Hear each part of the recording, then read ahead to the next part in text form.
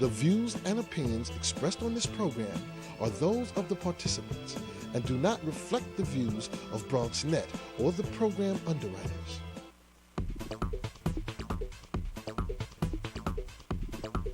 BronxNet. Your voice, your views, your vision. Coming up on this edition of Perspectives, we break down President Barack Obama's State of the Union address. What exactly does it mean for the president? And most of all, what does it mean for America? That's up next on Perspectives with yours truly, Darren Hyman.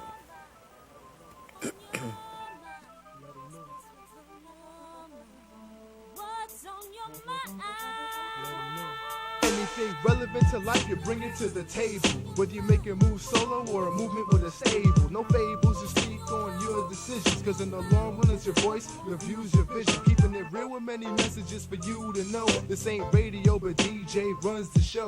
Entertainment, he rocks it. Politics, he locks it. The host with the most would handle any topic. Don't forget to share your perspective which shines a light, cause it might make a difference in someone else's life.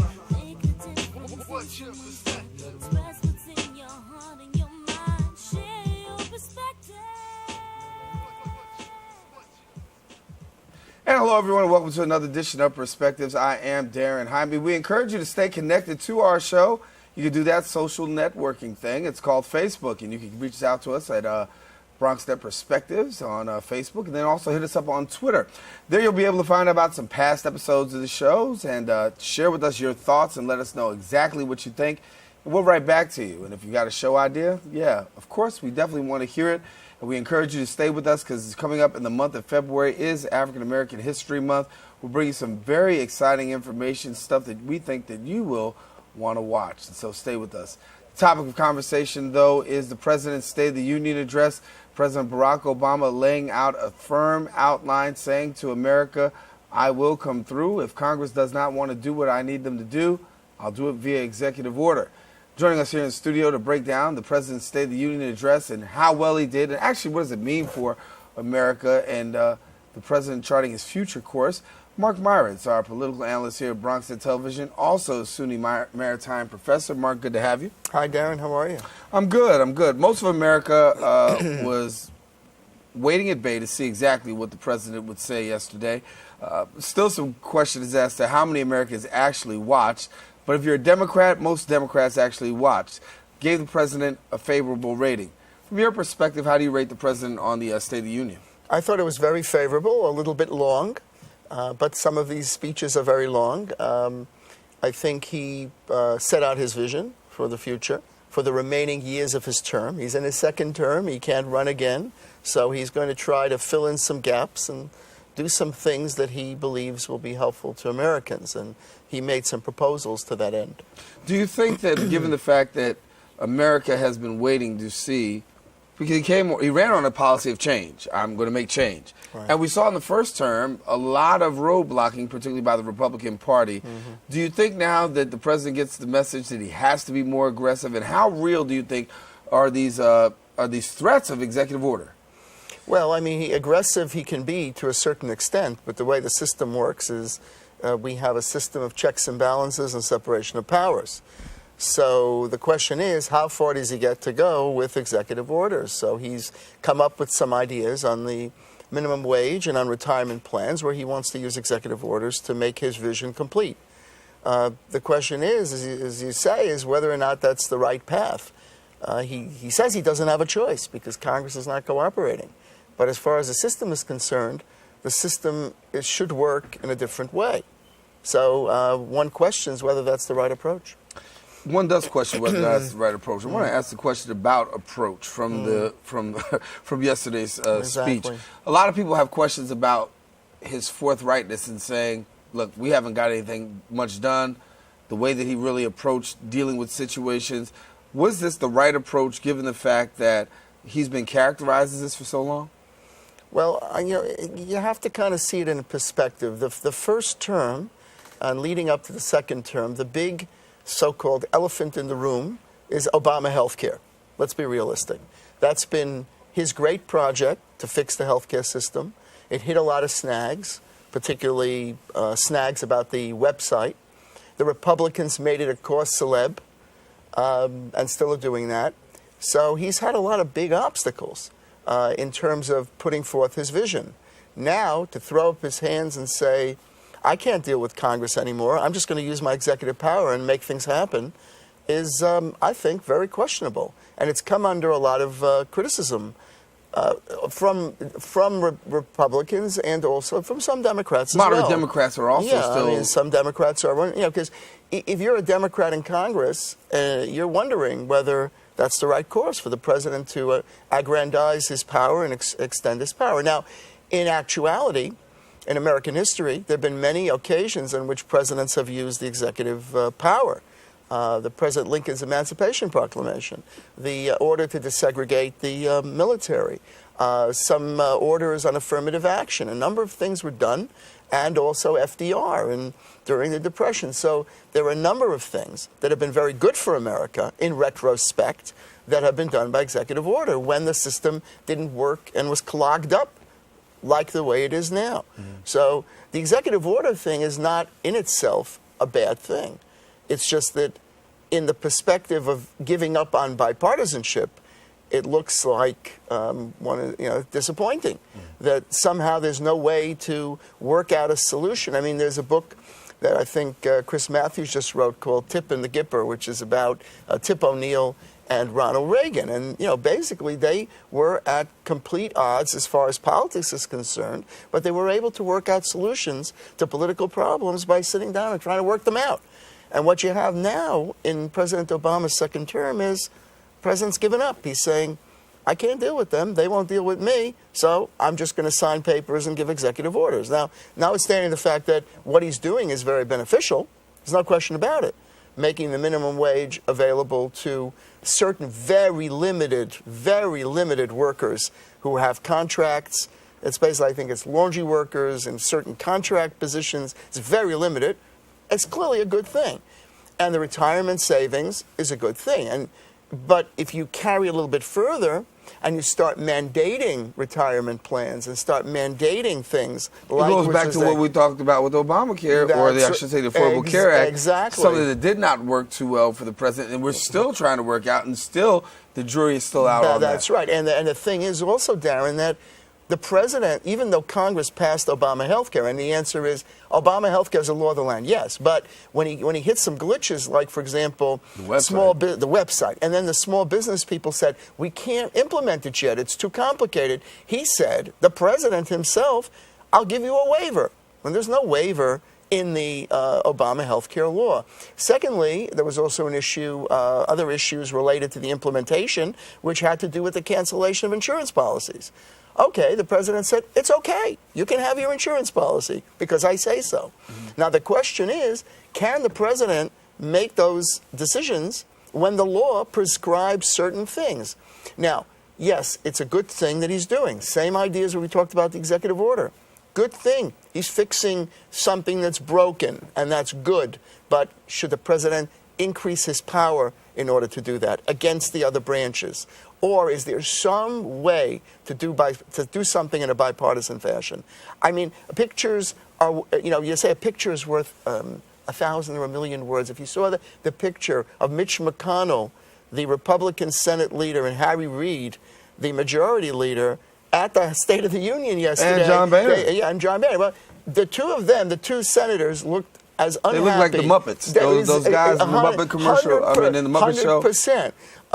And you're right about John Boehner. It's the same thing. I mean, but how much, and we're going to talk about this after the break. Matter of fact, let me take a quick break, and I'll come back and discuss the Republican Party and their reaction to the State of the Union address. I want to talk about the Republican Party, what they've got as an agenda right now. They're on retreat, trying to formulate and strategize. We'll talk about them when we return right here on Perspectives.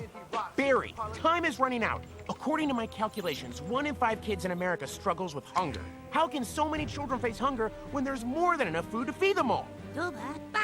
You're right, Barry. We can help solve hunger by teaming up with Feeding America to get food to hungry kids in communities across the country. Help Flint and the Feeding America network of food banks get food to the people who need it in your community. Find your local Feeding America food bank at feedingamerica.org/hunger. Together, we're Feeding America. I already knew that I was going to go to college, from a young age. I definitely want to major in political science. After that, I'm going to get my law degree. Then I'm going to come back to Detroit, boost the economy, become the mayor or something, try to make the situation better for other people. I feel like I owe it to the city. I'm determined. It's going to happen. My name is Justin, and I am your dividend.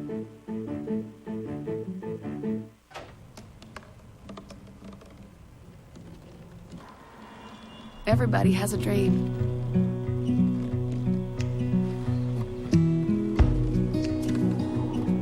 Mine was to see the ocean. And with a little help, I made it.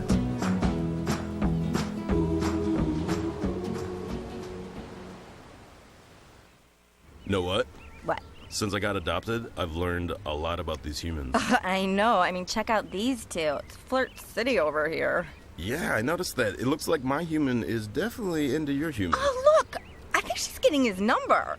Nice. Your human's got some sweet moves. Takes after his dog.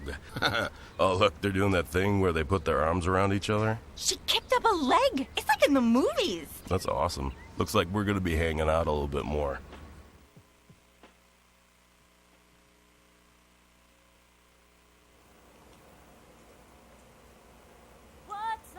Welcome back to Perspectives, where we break down the President's State of the Union address. And before the break, we were talking about the Republican Party.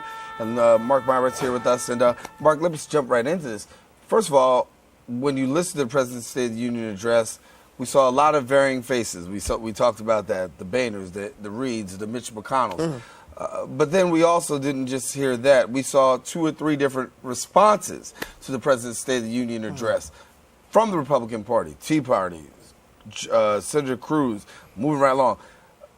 The question has to be asked, when you look at this many responses coming from a Republican Party, this is a party that was once unified as a group, the Republican Party. Now we're hearing Republicans, Tea Parties. We've had moderates and liberals and conservatives within one party, but they never factioned out to be an individual voice, if you will. How bad was that, seeing the different groups speak from the Republican Party? Does that give the impression that we just don't have our act together? Well, there is no one Republican House anymore. It's not a house. It's divided into pieces, broken into pieces, and breaking up as we speak. There's no unity in the Republican Party. You basically have the Tea Party grinding away at moderates, Republican moderates, and trying to defeat them. So, and I think that the message of the official, so to speak, Republican spokeswoman, this Congresswoman McMorris Rodgers, she gave a very interesting talk about her background and, how she grew up, and she's just a plain old mom. I guess there's a lot of Sarah Palin in there. I'm just, oh shucks, I'm just a regular mom, and I go and I have my kids and I do all these things in America and the vision. But then that's offset by the Cruzes of the world who come in and say, well, you moderate Republicans, you don't have the right message. That's not the right message. You're not a true believer. But even if you look at her giving the response, not true. That's the Republican Party concession of saying, listen, we're becoming more open. That's true. The Republican Party is in a very tough situation because it lost the presidency. It has the prospect of a Hillary Clinton presidential run. Chris Christie's presidential ambitions, which looked golden, are now in tatters. Okay? So it's in a bad situation. And it also has this internal dissension. Now, the message of the Republican Party that has been portrayed by Congresswoman McMorris Rodgers is, well, the free market should operate. We shouldn't be told by government what to do. We should have, this is kind of traditional Republican rhetoric. I think it doesn't resonate very well, especially when the Ted Cruzes come along from the far right and say, wait a minute, that's not legitimate Republican philosophy. So, first of all, you can't figure out what the philosophy is, okay, number one. So as you say, it's not unified, it's not coherent, and you can't understand what it is. Okay, that's a big problem. And anyway, the whole State of the Union thing was too long as it was, and then you have all these responses, so you can't keep people's attention with all these responses. Your message is completely dissipated. So I think that what you end up with is these true believers in the Tea Party will basically destroy the Republican Party. I mean, I think it's plain and simple. The Republican Party will not survive this assault from the Tea Party. It can't. They're going to break off. They have to break off. And we see this in races, Republican races on the local, state, federal level. We see it repeatedly, particularly in New York. We have a conservative party in New York. True believers, right? Okay, fine. But if they see a Republican candidate and they think that candidate's too moderate, they won't endorse the Republican candidate. They'll run their own candidate, which then means they divide the vote, and then they lose. But they feel very, very good about it after the election because, after all, they didn't give up their ideals. But the problem is you lost the election. But let's talk about ideals for a moment, because for a long time, the Republican Party seemed to have no policy except for anti-Obama. Not really coming with any real strong policies, not really coming with any strong agendas other than we don't like the president, what he's doing, and not really offering real firm counter, motives or agenda. Yesterday we heard for the very first time, I think, more of policy coming from the Republican Party. Would you agree? I would agree with you because, practically speaking, as you say, their strategy was not very effective, particularly with the government shutdown. I mean, if you look at that, okay, if they had waited a little bit and the website had crashed, and they hadn't shut the government down, then they would have had an unbelievable issue. But no, they didn't do that. No, they shut the government down. They even shut down the World War II memorial and had veterans going there in wheelchairs asking to go into the memorial, and it was shut. Why? Because the Republicans shut the government down. Now, how absurd is that? That was a boomerang of the greatest proportion. Plus, it cost the government billions of dollars. And why? Because of the antipathy and hatred of Obama health care. Okay, that's very simple. That was their big thing.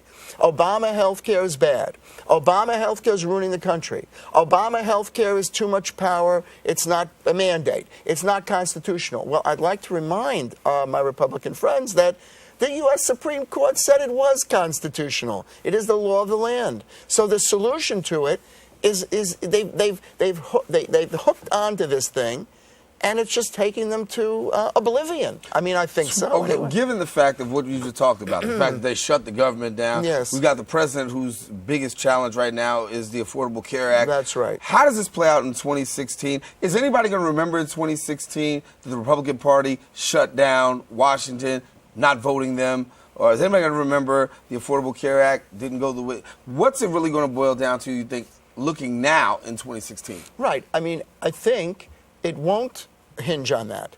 It's going to hinge on more immediate things when Hillary Clinton runs for president. It's going to hinge on Benghazi. That's going to be the big issue the Republicans are going to put forward. How was it that Hillary Clinton was Secretary of State and that ambassador was killed in Benghazi? That one's got some stick to it. It sticks. It's like the sticky of 3M, you know? Mm-hmm. It sticks. The American public has no memory for history, and it certainly doesn't have memory for these things. The Republicans are going to try to bring out the points about Obama health care. They're going to try to bring out these points about the shutdown. All these things they'll try, but they're going to be the past. So I don't think they're going to resonate. What's going to resonate is it's going to be important to know who is a Republican candidate. Probably not Christie, right? Maybe not.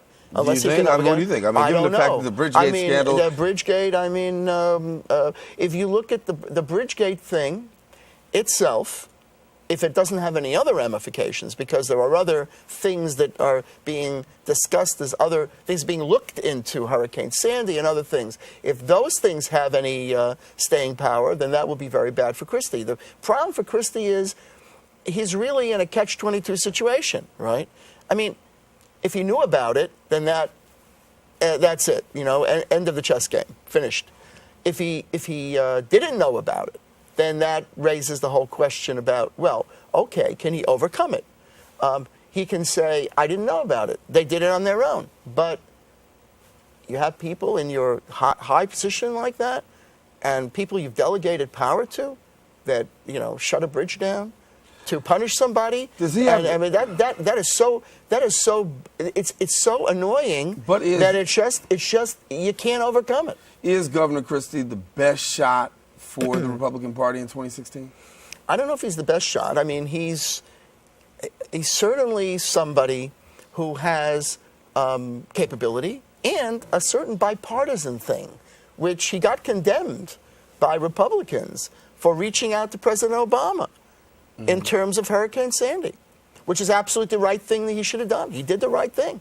He should have done it, but Republicans said, "Oh no, that you're not a true Republican because you reached out to the president. For God's sakes, he's the president. There's a hurricane, and my people are dying over here in Sandy." Yeah, exactly. I need help. I've got to reach out. I've got to work together. So the idea that he has this bipartisan aspect, I think, is very, very good for him. And if you listen to what he says, there's a lot of substance to him. But the problem is the substance gets overshadowed by this whole bridge thing, which is, it's not the garden variety, like the movie American Hustle has this app scam thing with corruption in Congress, with undercover agents and all this. No, this is none of this here. What this involves is people driving on a bridge. Anybody can understand this. I'm on a bridge for hours because the governor or his delegates decided to punish a mayor.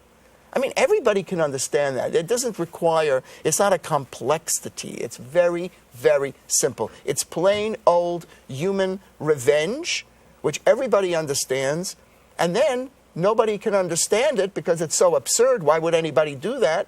And he's in the middle of it, and he can't necessarily easily extricate himself because it's always going to stick to him, even if, in truth, he says, I didn't know, and maybe he really didn't know. But he's in it. And I don't see that there's a spin way out of it. If you want to be president, if you want to be governor, that's one thing. But if you want to be president, everything that sticks is a big problem. Coming up after the break, we'll continue more with our conversation with Mark Myritz as he lets us know what's ahead for President Obama in the months. We'll be right back. Being a dad can be tough. No. What do you mean she's not coming? When's the fairy princess coming? Any minute now. But when you're willing to do anything... It is I, Cruz Zinkerbell. Okay, time for cake. It's always worth it. I know it's really you, Drew.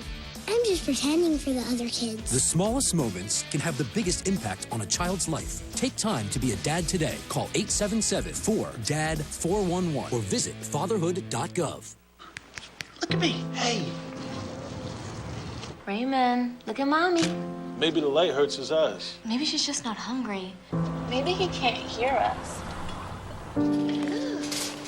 Maybe we're not stimulating him enough. Maybe it's a phase.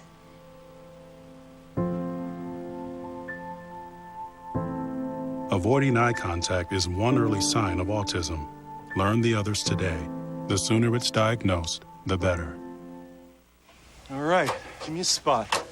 You know my motto, safety first. They could be dangerous. I think we should call animal control. Animal control? To be safe. Don't worry. I got this. It's a new motto. You don't have to be perfect to be a perfect parent. There are thousands of teens in foster care who don't need perfection. They need you. NFC, AFC, offensive linemen, defensive tackles, quarterbacks, and cornerbacks are all living united to ensure the academic success of millions of kids in our communities all the way to graduation day. But that won't happen without you. So take the pledge at unitedway.org. Make a difference in the life of a child. Suit up like your favorite NFL players and become a volunteer reader, tutor, or mentor with United Way. Back here on Perspective, some final thoughts from our guest, Mark Myritz. And as we point towards the midterm elections, what can we expect to see, given the fact that the president came out with a very forceful State of the Union address? Some people say, well, that's a nice address, but we'll see what comes of it. And really, the people are waiting to see really what comes of it in these midterm elections. Predictions. Well, I think the House will probably remain in Republican hands, and the question is the Senate, and There have been a couple of retirements and changes, so there's a chance, a good chance, for the Democrats to retain the Senate. So if that happens, we end up with another 2 years of the same old House Republicans, Senate Democrats, bickering back and forth, getting nothing accomplished, and then President Obama trying to do whatever he can as president. As he stated in the State of the Union, I'm going to do what I have to do for the American people, notwithstanding the fact that these congressmen are bickering against. And by the way, he also said on Iran, which was interesting, he said, I don't know if there's going to be a deal, but I'll veto it if you try to make any more sanctions. So there's a lot of, let's say, a lot of tension between the two branches. The one thing that he advocated, which was, I think, quickly stated, was this trade promotion authority, so that he can enter into these free trade agreements with the EU and with Pacific countries. That one will require congressional approval to give the president what's called fast-track authority. So he's got some things that he can still do with Congress. He still has to work with Congress. Immigration reform, big issue out there that he wants to get accomplished, and I think the American people want that to be accomplished. So there's still a chance he can get some things done before he goes out of office. As far as the midterms are concerned, as I said, chances are we're going to end up with the same menu in the same restaurant with the same bickering, except that maybe there'll be some pressure to try to work up a couple of these things that might have a bipartisan possibility to get them done, like trade promotion authority, immigration reform, and so forth. So the final score is wait and see. Absolutely. Political analyst, SUNY Maritime Professor Mark Myritz, our guest here on Perspectives. We thank you for watching and staying tuned. We invite you, be connected to us, especially as we enter into Black History Month, African American History Month. It has a variety of different names, but really the cause is the same, to promote the accomplishments, the achievements, and the history of African Americans in American society as well as across the world. That's going to be the topic of conversation in the month of February, so be sure to stay with us here on Perspectives, as we'll bring you those inside information as well as some inspirational people who've made a difference across time. That about wraps it up for this edition of Perspectives, where I'm Darren Jaime, and we thank you for watching. Be sure to share your perspective with somebody else, because it just might make a difference in someone else's life. Take care.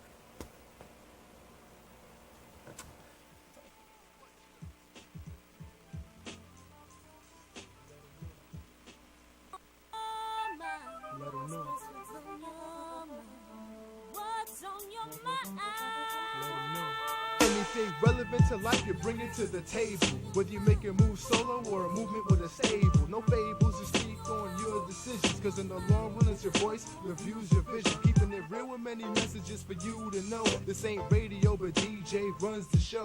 Entertainment, he rocks it. Politics, he locks it. The host with the most would handle any topic. Don't forget to share your perspective with shines of light, cause it might make a difference in someone else's life. What's your perspective? Express what's in your heart and your mind. Share your perspective. What's your perspective?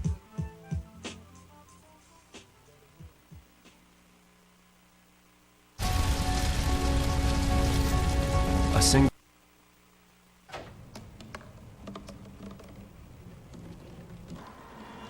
Everybody has a dream.